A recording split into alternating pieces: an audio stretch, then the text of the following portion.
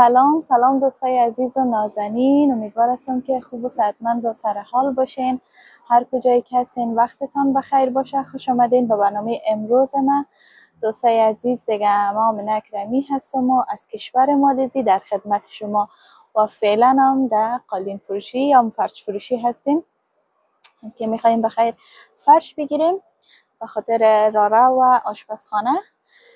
دیگه ببینیم که چی میگیریم و شما هم تا آخر برنامه با ما باشین و همچنان میخوایم اینجا بر شما نشان بدیم که اینجا چطور فرشا داره.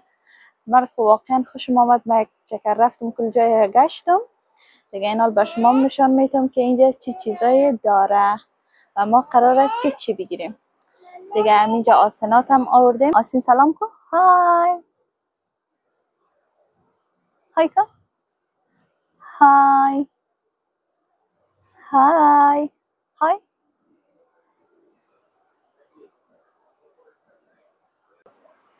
اینجا دیگه ما بار اول است که آمدیم. رقم فرشاست اما با بسیار قیمت های بالا دیگه. در کل خیلی قیمت است. دوستان معمولا افغانای ما از این فرشکا در خانهشان آواره میکنن.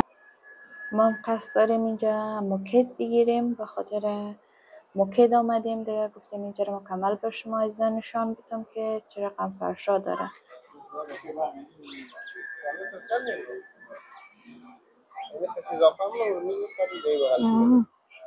دوستایی هم از موکدی که انتخاب کردیم. اول خیلی یکی دیگر گرفته بودیم و با کیفیت‌تر بود اما بخاطر او زیاد قیمت میشد، باز ما ایره گرفتیم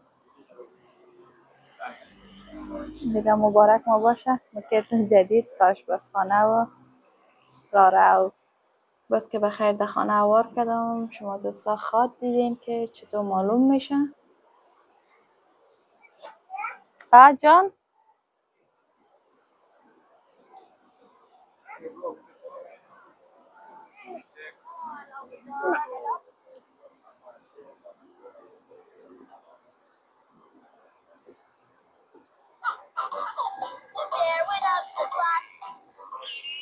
چقدر شد.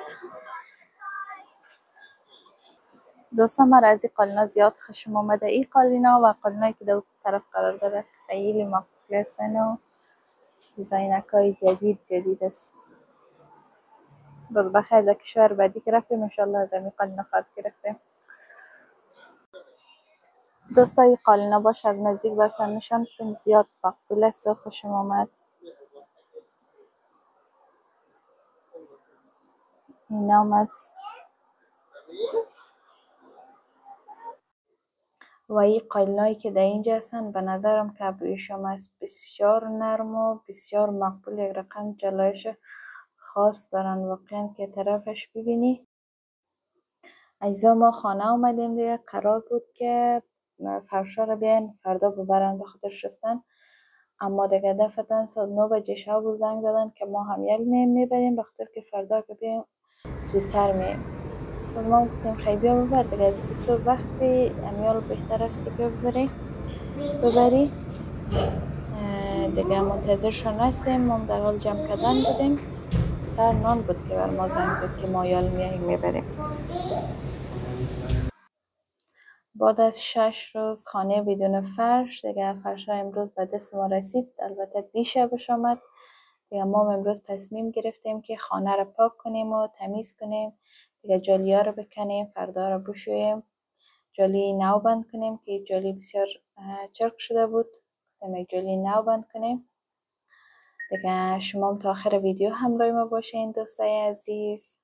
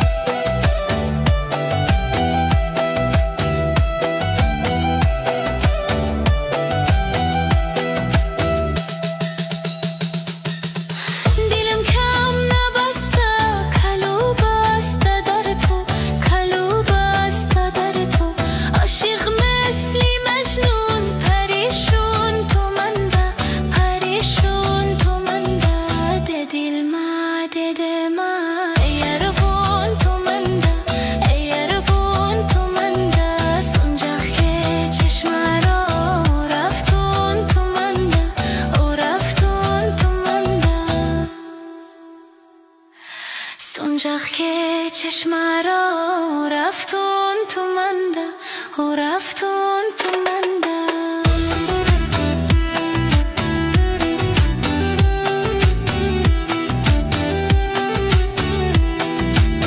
اشی خوره دخکو دردی سیل گرفته دردی سیل گرفته طبیبم توی تو کی درمون تو منده کی درمون تو منده ده دل ما ده ما یاربون تو منده یاربون تو منده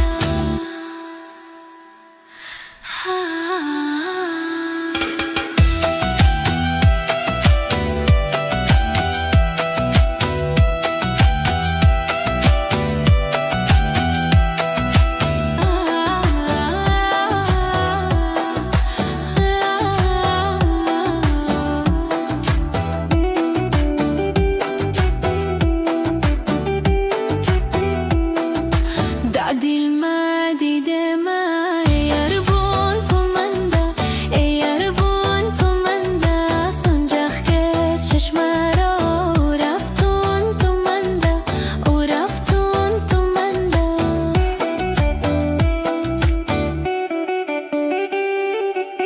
بشینم نشینم مده سری رای تو مده سری رای تو هر دو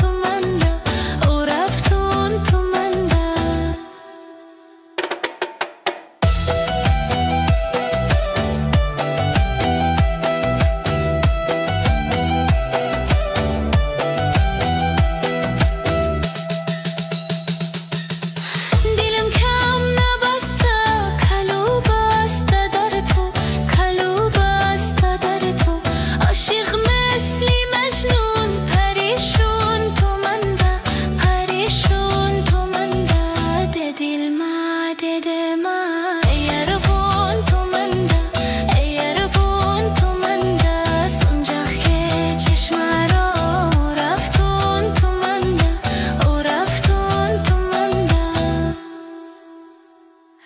سنجاق که چشم را رفتون تو منده و رفتون تو منده